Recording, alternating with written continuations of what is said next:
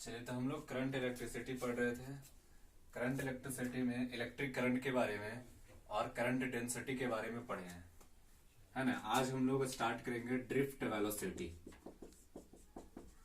Drift velocity पिछले lecture में हम लोग कुछ क्वेश्चन भी किए थे करंट इलेक्ट्रिसिटी से रिलेटेड, इलेक्ट्रिक करंट और करंट डेंसिटी। तो दोनों में से जो भी आपको अगर कुछ भी प्रॉब्लम लगे क्वेश्चन में या फिर अगर समझने में कोई दिक्कत लगे तो आप कमेंट सेक्शन में मुझे कमेंट करके बता सकते हैं। आपका जो भी डाउट होगा उसको हम वीडियो बना करके सारी को अच्छी तरीके से एक्सप्लेन करके आपको आंसर कर दिया जाएगा।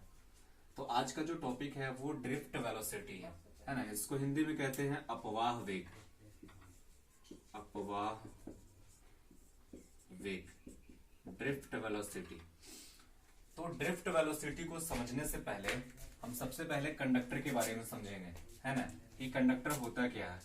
कंडक्टर चालक, हालांकि पहले से पढ़ चुके होते हैं लेकिन फिर भी एक बार हम स्टडी कर लेते हैं चालक के बारे में कि चालक होता क्या है।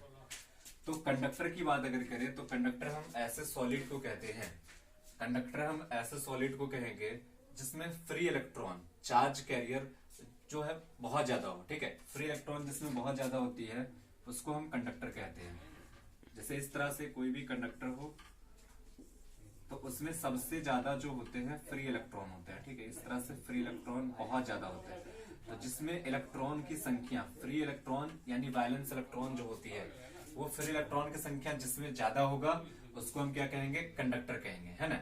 और हमको पता है कि करंट जो है ओनली फॉर कंडक्टर से ही पास कर सकता है। ठीक है, जो इंसुलेटर होते हैं या जो बैड कंडक्टर होते हैं उससे करंट पास नहीं कर सकता है।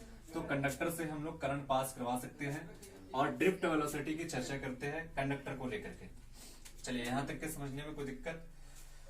तो हम समझते हैं कि ड्रिफ्ट वेलोसिटी होता क्या है। तो उससे पहले आपको हम ये बताना चाहेंगे कि हम कोई भी कंडक्टर को अगर रूम टेम्परेचर पे रखें, है ना, जैसे मान लो ये कंडक्टर है और इसको हम अगर रूम टेम्परेचर पे रखेंगे, रूम टेम्परेचर मीन्स इसको हम कोई भी बैटरी या कोई भी इलेक्ट्रिक फील्ड के सोर्स से नहीं जोड़ते हैं।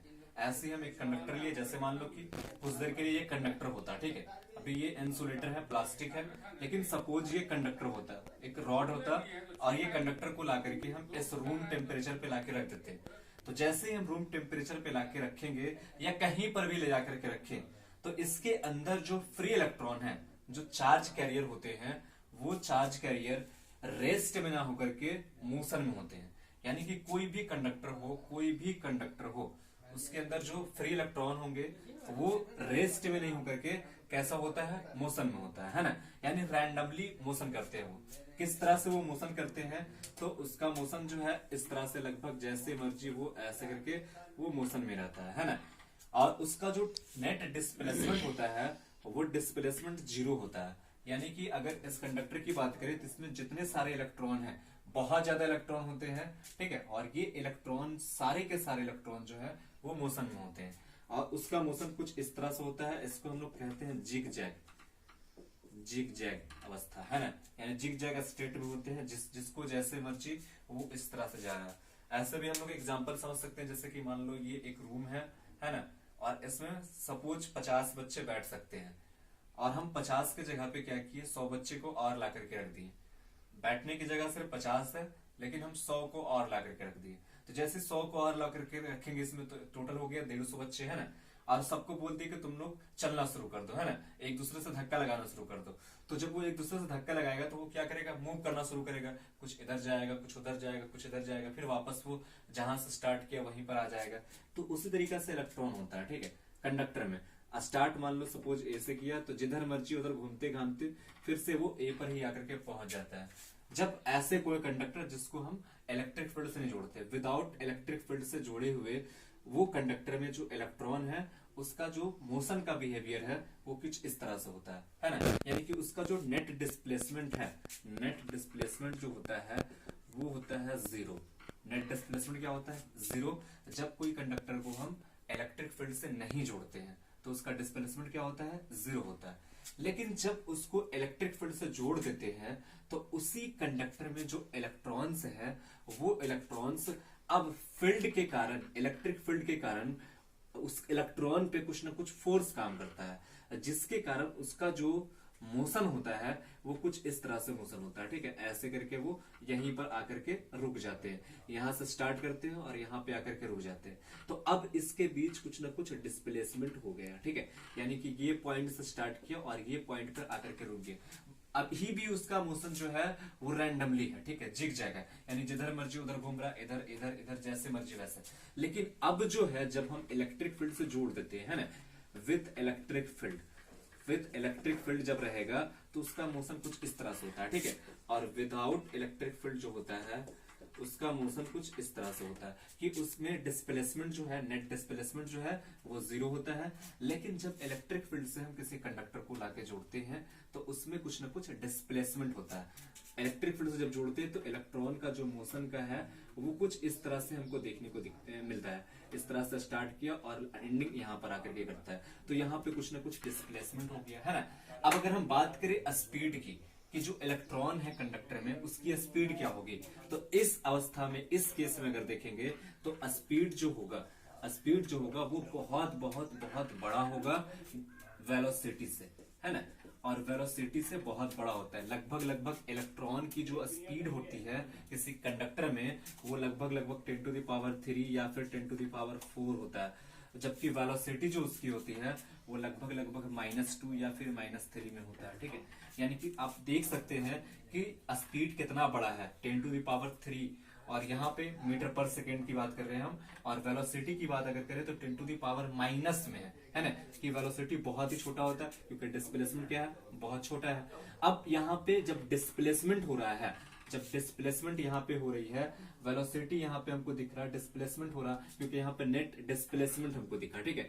तो डिस्प्लेसमेंट की अगर बात कर रहे हैं हम या फिर वेलोसिटी की बात कर रहे हैं हम, तो डिस्प्लेसमेंट हम फाइंड कर सकते हैं, या फिर अगर हम डिस्प्लेसमेंट को फाइंड करना चाहेंगे तो वेलोसिटी की बात करेंगे, है ना। एक दूसरे से दोनों रिलेट होता है। तो अगर डिस्प्लेसमेंट की बात हो रही है तो वेलोसिटी को हम फाइंड कर सकते हैं। और यहाँ पर जो इलेक्ट्रॉन का वेलोसिटी होगा, सपोज मान लो कि इसका डिस्प्लेसमेंट जो है वो r है, ठीक है। ए से बी तक का जो डिस्टेंस है, सॉरी डिस्प्लेसमेंट है वो कितना है, r। तो इसका जो एवरेज वेलोसिटी होगा, एवरेज वेलोसिटी वो हो जाएगा r। सपोज टाइम पीरियड इसको लगा यहाँ से यहाँ तक आने में t लग गया, है ना। तो एवरेज वेलोसिटी इसका कितना हो जाएगा, r/t।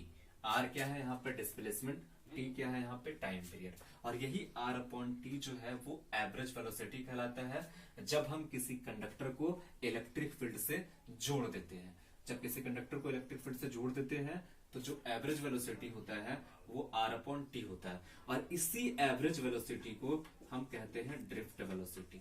क्या कहते हैं हम इसको, ड्रिफ्ट वेलोसिटी, यानी इलेक्ट्रॉन जो है ड्रिफ्ट 1। चलिए, तो हम लोग ड्रिफ्ट वेलोसिटी देख रहे थे।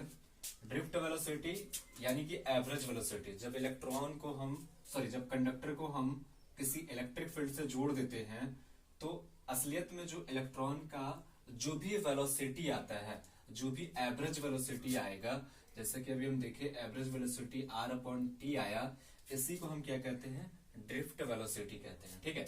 इसको क्या कहेंगे हम, ड्रिफ्ट वेलोसिटी कहेंगे। असलियत में हम इतना कॉम्प्लिकेटेड लेकर के कंडक्टर में नहीं पढ़ते हैं, है ना। हम लोग जनरली जानते हैं कंडक्टर में इस तरह से, जैसे इतना कॉम्प्लिकेटेड लेके नहीं, थ्योरी यही है, बट सिर्फ हम लोग उसको आसान सी भाषा में समझने की कोशिश करते हैं कि जैसे ये कंडक्टर है आपका और इसको हम इलेक्ट्रिक फील्ड से जोड़ दिए। सपोज हम इलेक्ट्रिक फील्ड लगा दिए, plus plus plus minus minus electric field लगा दिया, ठीक है। बीच में इलेक्ट्रिक फील्ड क्रिएट कर दिया है। इस तरह से इलेक्ट्रिक फील्ड का जो डायरेक्शन होता है वो प्लस से माइनस की ओर होता है। तो जैसे हम इलेक्ट्रिक फील्ड अप्लाई करते हैं किसी कंडक्टर पे, तो कंडक्टर में जो इलेक्ट्रॉन्स होते हैं वो इलेक्ट्रॉन चलना शुरू करता है, मूव करना शुरू करता है opposite to the direction of electric field. यानी सारा का सारा इलेक्ट्रॉन जो है वो इस तरफ से मूव करना शुरू करता है, ठीक है। सारा का सारा इलेक्ट्रॉन, क्योंकि इलेक्ट्रॉन पे नेगेटिव चार्ज होता है और यहाँ पे कैसा चार्ज है, पॉजिटिव चार्ज। तो सारा का सारा नेगेटिव चार्ज पॉजिटिव की तरफ अट्रैक्ट होना शुरू हो जाता है। और अगर इसको एक बैटरी से देखें, एक सपोज हम बैटरी से जोड़ दिए हैं, तो सारा का सारा इलेक्ट्रॉन इस तरह से मूव करता है और इधर से जो भी अगर इलेक्ट्रॉन में कमी आएगी तो नेगेटिव जो है वो बैटरी इसको मतलब पूरा कर देता है।